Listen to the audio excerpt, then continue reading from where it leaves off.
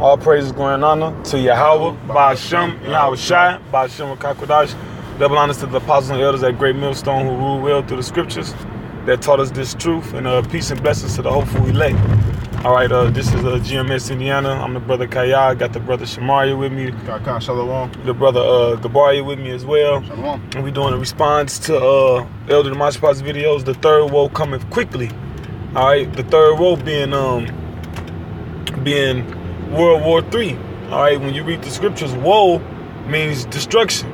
Now, when the scripture spoke about it being a third woe, because there was two great destructions in recent memory. World War I, which was the war to end all wars that they said.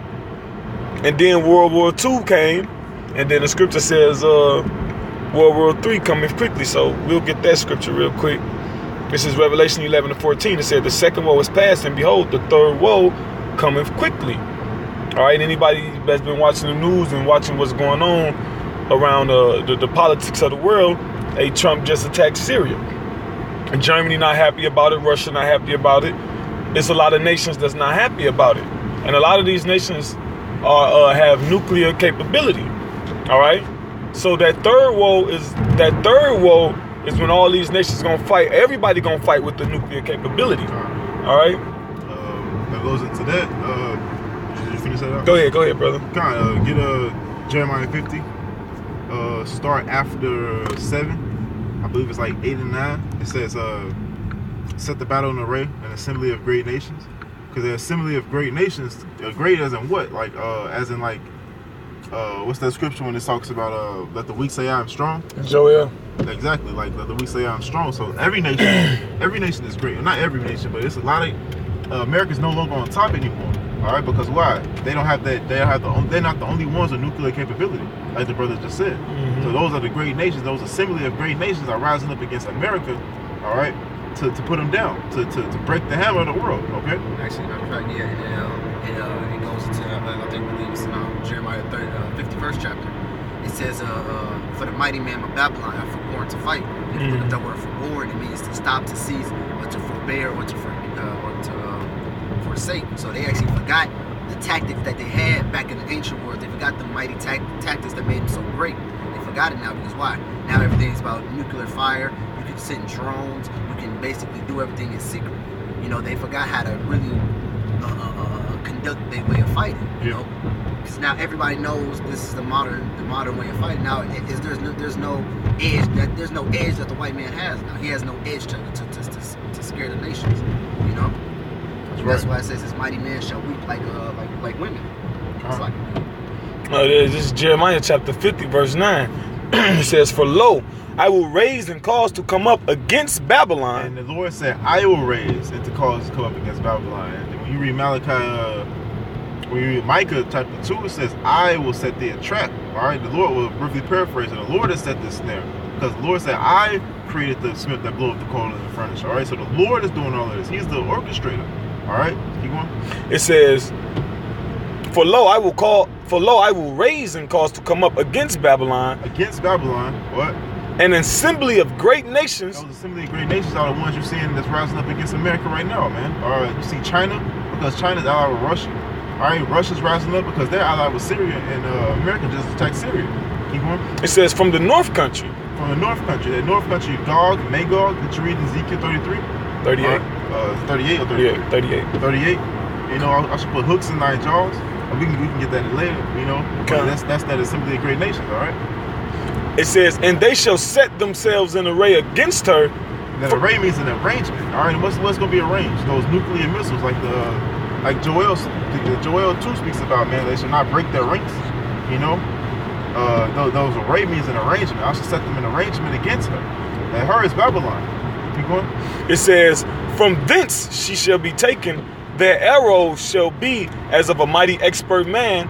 None shall return in vain. Their arrows should be as a mighty expert man. None shall return in vain. All right. That means the arrows are nuclear warheads. Okay. Those warheads are not going to return because why? They're going to hit their mark. All right. They're going to, because they have literally in this world today they have GPSs in those arrows and those those nuclear warheads. Okay. So they're going to hit their mark and they're not going to return because they're going to disintegrate this place called America. All right. I got what you got? 9, verse 5. It says, for every battle of the warrior is of confusing noise, and garments rolled in blood. It says, but this shall be with burnings and fuels of fire. All right, so talking about the top, it says, every battle of a warrior is with confusing noise. So what's that confusing noise? Some people getting stabbed, some people getting cut, some people getting killed, screaming, ah, swords hitting against shields, shields bashing against people's skulls, motherfuckers throwing spears and 2 or 3 people's stomach and head, and arrows going in motherfuckers' eyes and shit. Just a whole bunch of confusing noise where you don't even know what's going on, man. And it says what? Garments rolled in blood, because it was a lot of close hand-to-hand combat. You sticking a sword down a motherfucker's throat or up a motherfucker's back, and their blood is spreading all up on your garment and all on your face and shit. Alright? And it says, but what? It says, but this, what is talking about with this? It's talking about this war that's coming, this World War III. It says, but this shall be with burning and fuels of fire. With burning and fuels of fire from what? From the IBC and the missiles fire. From the missile fire is coming through, it's gonna shoot through the sky, man. They're gonna come and destroy this place. What, we're burning? It talks about how the smoke is going to cover the clouds, man. It talks about how the smoke is going to cover the sun, So we're burning and we're fuels of fire, man, which that fire and brimstone the Lord's going to use, all right, to destroy this place, man, to cleanse this land, because that's all what's this war got to, that's what, it's multiple prophecies happening when World War III is going down, man, because the Lord cleanses his land. He's also taking down the wicked. He's also bringing forth the righteous. He's doing a lot of, he's doing a lot of things, just like he did when just like when Yahweh Shah came, he got put up on the cross. He was doing multiple acts. He was saying he was repenting for his sins. He was repenting for our sins. He's fulfilling prophecy. He was just doing a lot of things. So when the Lord comes back this time, he's gonna be with that burning and fuels of fire, man, from the IBC and the missile fire. All right. It's what was it? Zechariah.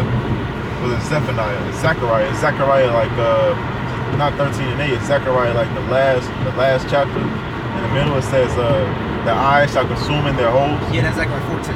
Zechariah 14, 14 man. and 6, I believe. Now, how is that going to be? How the eyes going to consume in their holes, and their tongue is going to consume and boil in their mouth? All right, for very hot, fervent heat, boiling heat. Okay, those nuclear missiles are very hot, man. I got that scripture. Can you read it for me? Yeah, this is Zechariah chapter 14, verse 12. It says, and this shall be the plague wherewith the Lord will smite all the people that have fought against Jerusalem. Their flesh shall consume away while they stand upon their feet, and their eyes shall consume away in their holes, and their tongue shall consume away in their mouth. Yeah, that's that. Yeah, because that's like them that hot, man, that heat from the missiles, man. I think the missiles, I'm not sure, don't quote me on this, but that missiles get above like 2,000 degrees Fahrenheit, man. All right, that's very, very hot, man. That's hotter than fire that burns on your stove. Okay, that's hotter than your oven can get when you touch it and burn your ass. Okay, so that's gonna boil your skin while you stand upon your feet. But I've seen a documentary on Hiroshima and Nagasaki with the atomic bomb. All right, it's not even a nuclear bomb, but it said the people that it fell on head on, they disintegrated upon their feet. It's a nuke. It's just not a more powerful nuke. The more powerful nuke they got now is the hydrogen bomb. Yeah. And it says in the documentary, it said that they disintegrated upon their feet. All right, they said they didn't feel pain, but the Lord's going to keep your spirit in you when these missiles hit. He's going to keep that spirit in you because it's going to be a lake of fire you're going to perish in. Okay, the Lord's going to keep that spirit in your body so you can feel that heat. They can feel your skin disintegrate upon your feet. All right, you can feel your eyes boiling in your sockets, and your tongue boiling in your mouth. All right, that's that third woe, I had something. This is Joel chapter 2, verse 3. It says, a fire devoureth before them, and behind them a flame burneth. The land is as the Garden of Eden before them, and behind them a desolate wilderness. Yeah, and nothing shall escape them. Talking about these nuclear missiles. It says, the appearance of them is as the appearance of horses, and as horsemen, so shall they run. Like the noise of chariots on the tops of mountains shall they leap.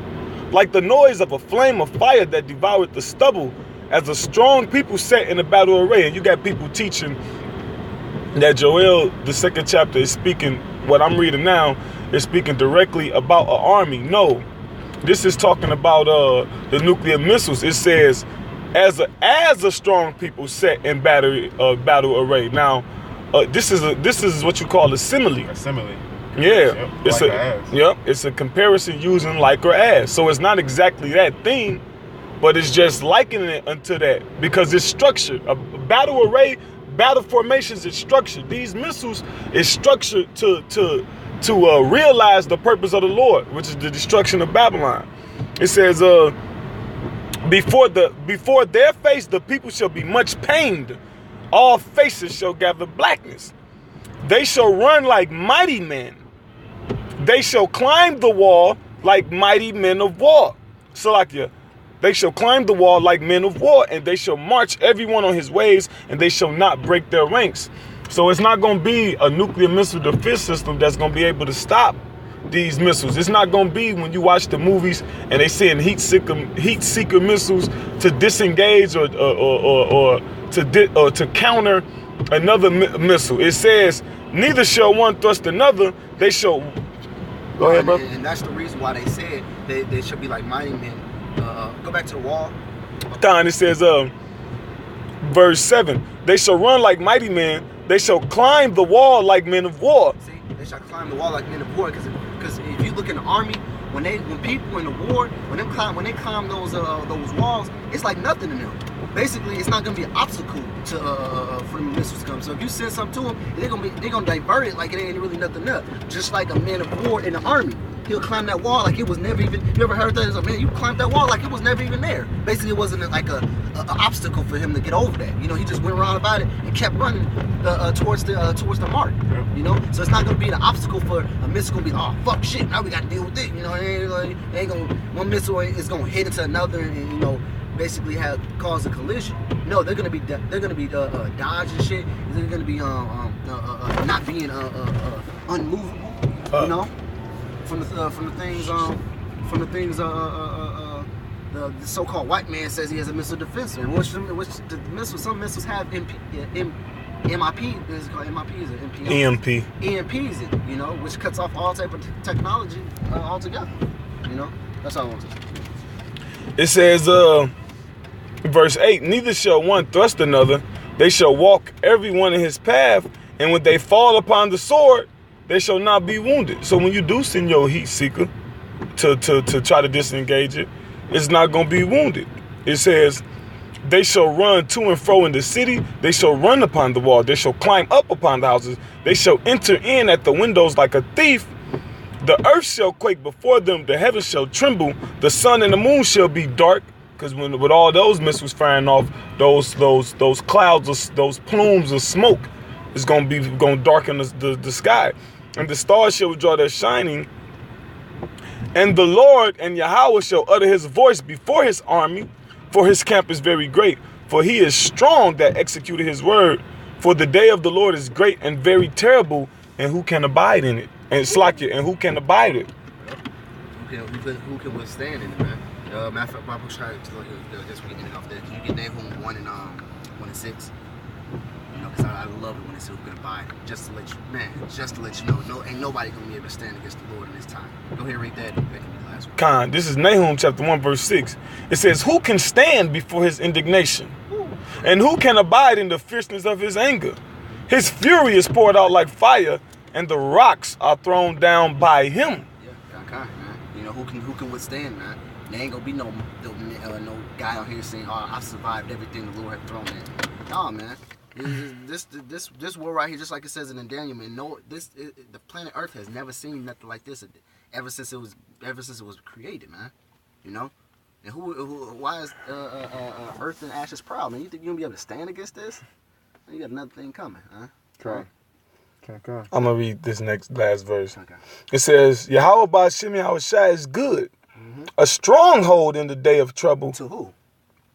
He says, and he knoweth them that trust in him. Ooh, so you gotta trust in him.